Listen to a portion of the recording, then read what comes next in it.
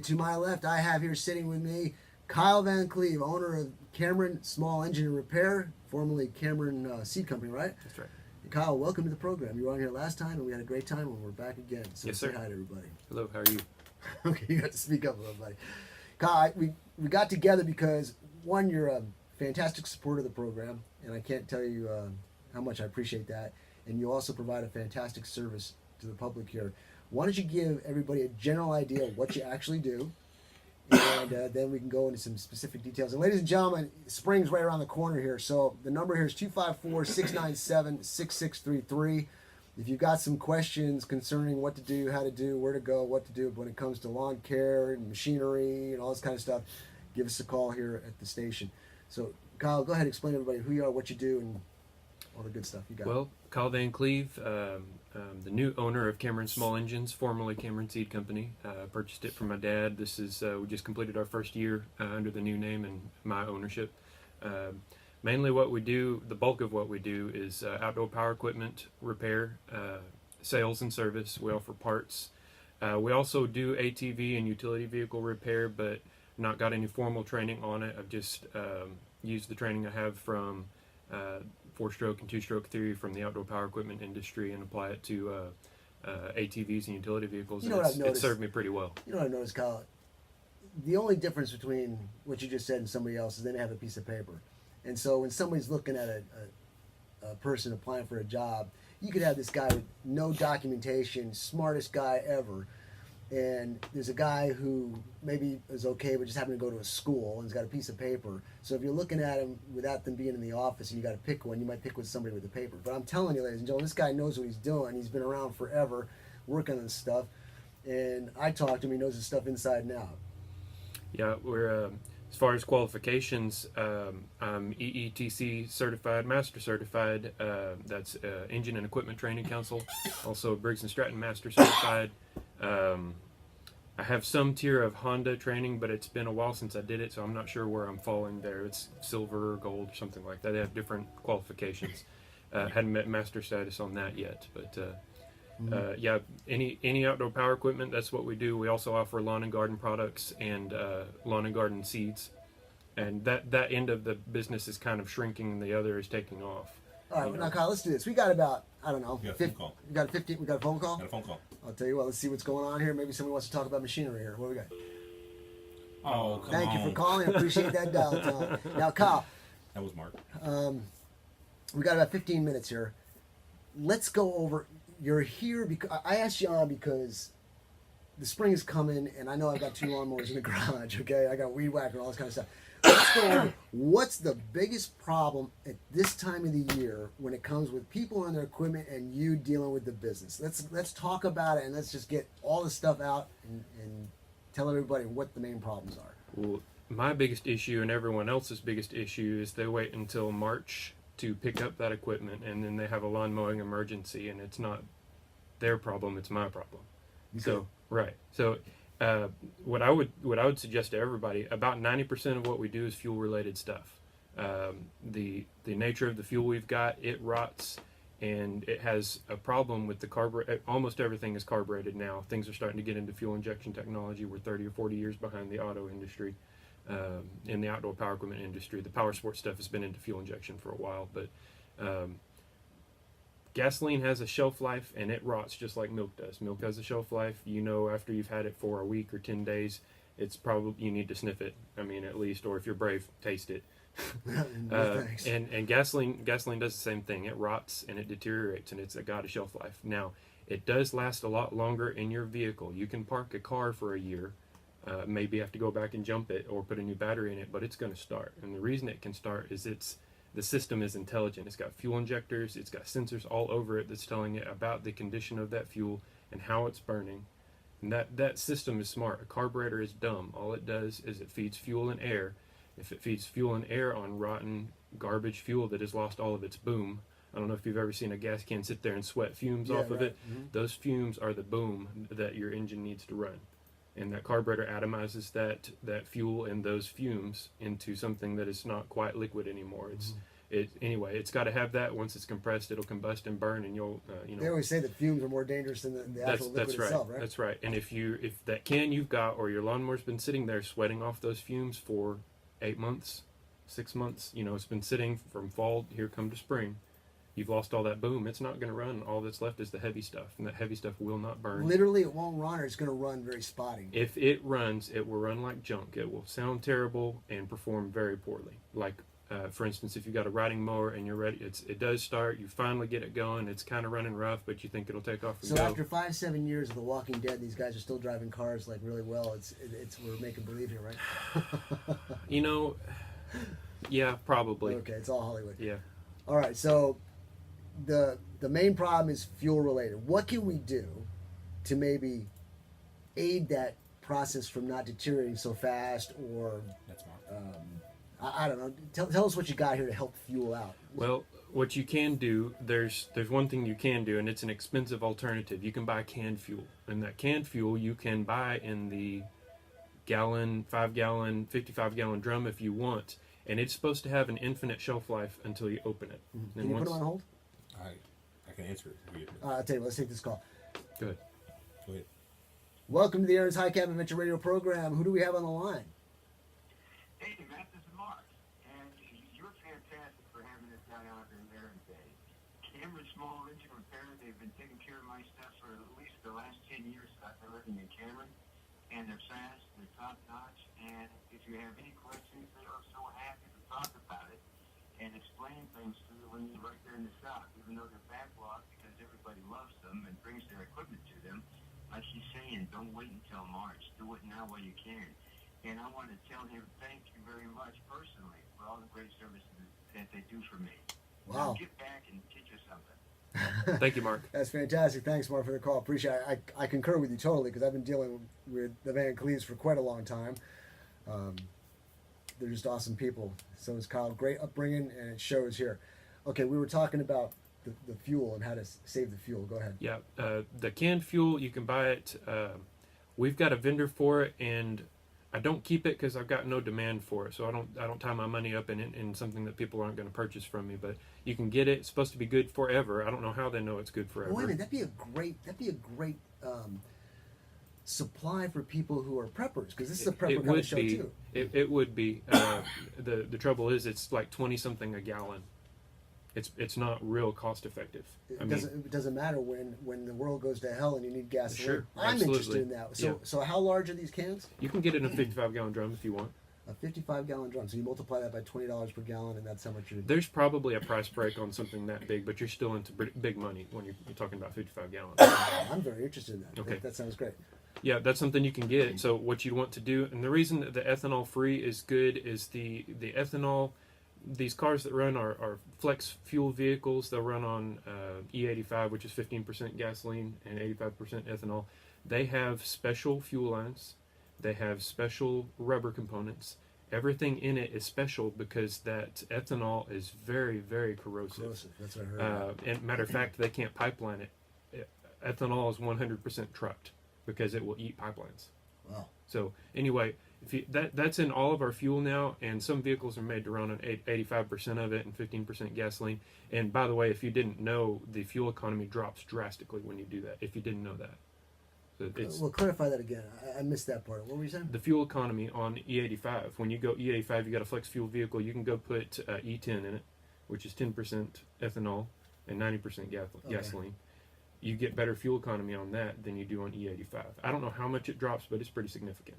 This is stuff going way past my head. Okay.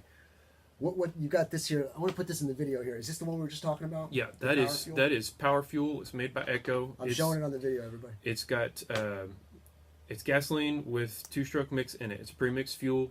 You don't have to buy your separate mix, which that stuff is good, but this stuff is already in it. You just pour it in your can. This will be for your chainsaw, 2-stroke chainsaw, 2-stroke trimmer. Now let me make something very clear, ladies and gentlemen. I'm showing this in the video, and the video will be posted probably around Tuesday. You're going to look at this can, and don't you dare go somewhere else because it's $1 cheaper or something. Kyle here is sharing his knowledge with you. He's helping you out. He's showing you what you got. Support these guys, okay? So take a look at that on the video. Come Tuesday, you'll be able to see it.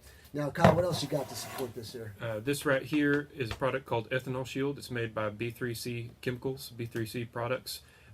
You can use it for a number of things. It's you can use it as a fuel stabilizer because it qualifies as such.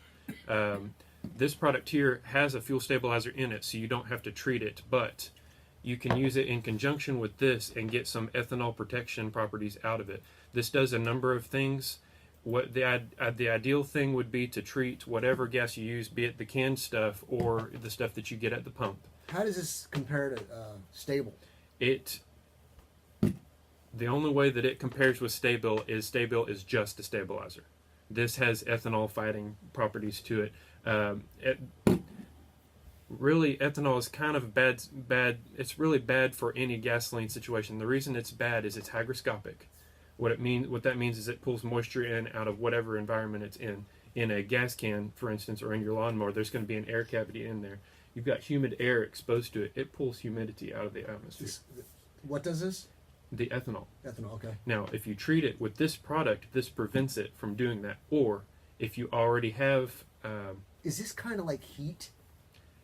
Only combined. I have heard of heat, and I have heard people swear by it. I have never used it. I'm from the north, and we used to use heat all the time. And that's probably why I don't know much about it, because that stuff is supposed to soak it up or something. I'm not sure how that product But works. this is a combination package. This is better than heat because it does. This does a number of things. That's It's right. a very cool product. This is fuel stabilizer. What's it called?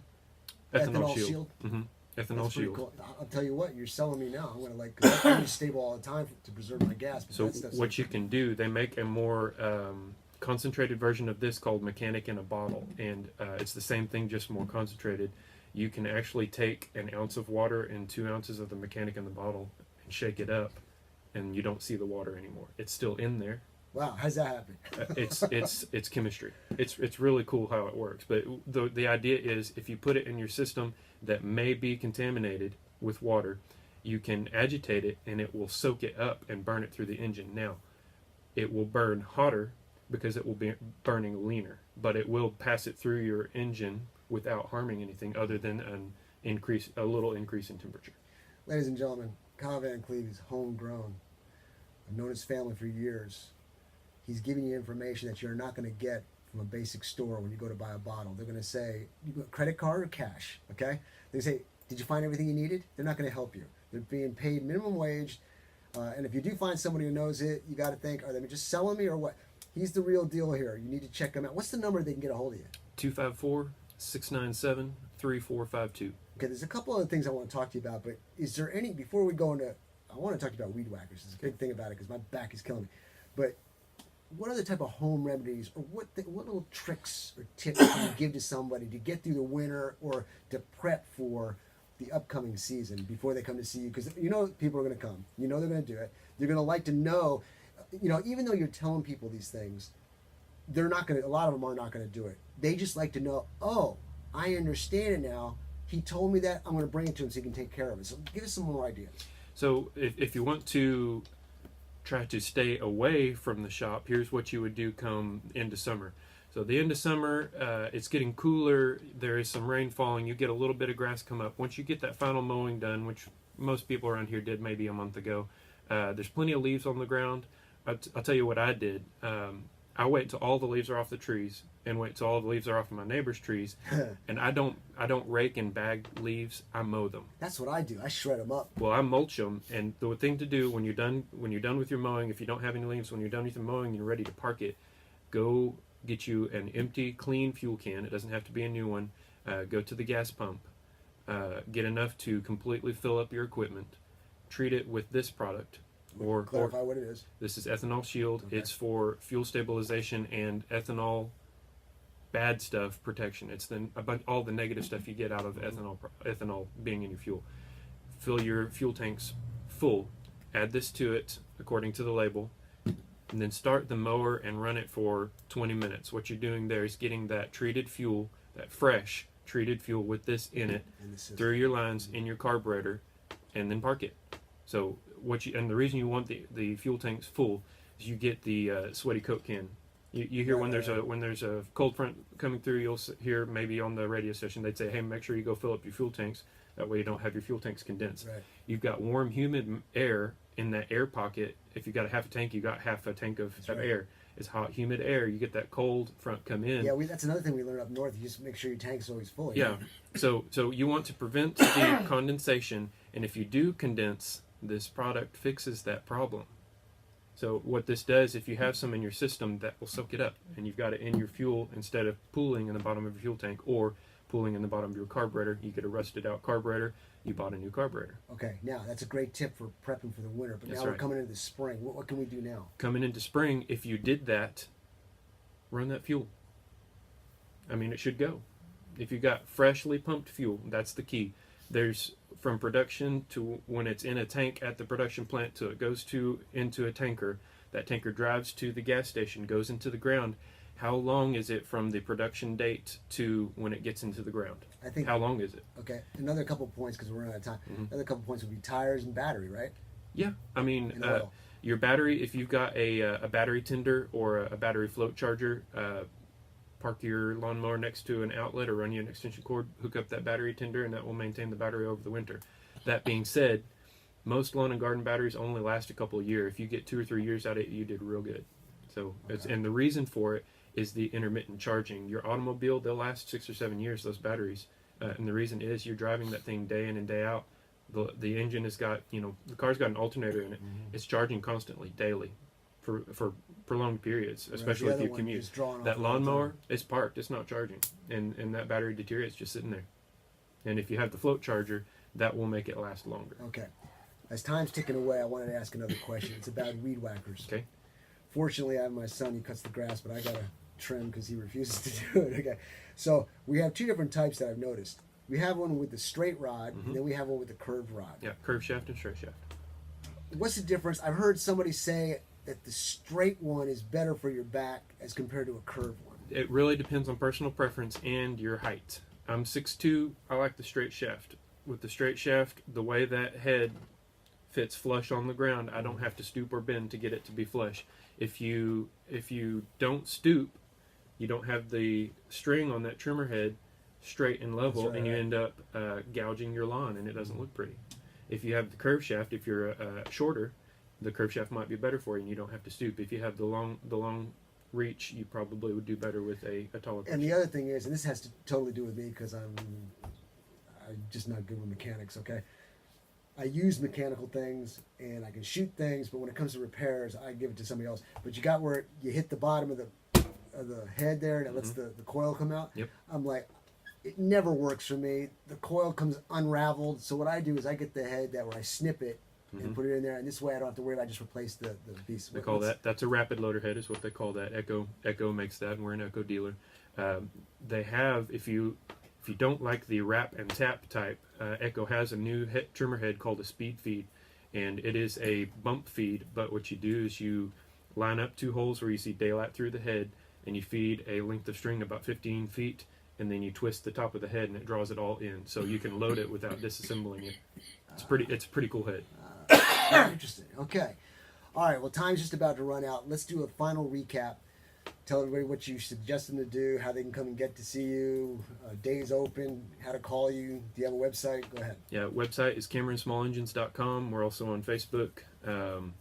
Kind of neglect Facebook because I'm the administrator of the business and a wrench turner, so it kind of goes by the wayside. So also, I'm sorry, what was the first question? Basically, how they can get a hold of you, when they should come. Yeah, when's the best time 8 to to come? 5 Monday through Friday are our hours. When we come to spring, March, April, and May, we're open half a day on Saturdays, 8 to noon. When do you expect the mass rush to hit you so that people can come before then? Let's see, this is middle of January, probably middle of February. So if you can get here between now and the middle of February, then people figure out the sun's about to come out again. Book me in there, okay? Okay. Yeah, and what I would suggest now is go ahead, whatever equipment you're planning on using in a month and a half, go ahead and run out to the garage or wherever you've got it stored and fire it up now. If it doesn't start and run for you, go ahead and bring it in. Okay. Or you can one, do some one basic other quick troubleshooting. question. What's the main reason blades go bad? Besides rocks. Sand. Sand just dulls it up, right? Sand. And Sand Milam alone? County has got a lot of sand. Milano has got sand. People in Milano, you can probably count on replacing blades. If you're mowing regularly, probably count on replacing blades 2 or 3 times a year. Let's clarify: replacing blades or resharpening as compared to hitting stones. Messing up the Replacing. blade? You take sandblasting. You clean up metal with sandblasting. Well, if you keep going, once you've got it clean, it will cut through your blade. I mean, your blade's gone. Okay. There's a wing that stands up on the back side of that blade to move air, and the air that moves is what discharges your grass. That sand hits the back side of the blade, and it's a flat surface. It just cuts it right off right there. So the Fantastic. cutting edge is present, and the wing is gone. Ladies and gentlemen, you need to support this man. He supports the show, and he's good. He's got his stuff down. He knows what he's doing. So support Kyle there at Cameron Small Engine and Repair, and he'll appreciate it, I'm sure. Kyle, it's always a pleasure to have you on. Thank you. Tell one more time how they can get a hold of you. 254-697-3452 is the phone number. Email csmallengines@gmail.com if you want to, and website's cameronsmallengines.com, and find us on Facebook under Cameron Small Engines. Fantastic. Trey, let's take us out for a break, and when we come back, Master Cindy Key is going to probably throw me against the wall or something. So we'll see you on the other side. Hey, good job, man. Thank you.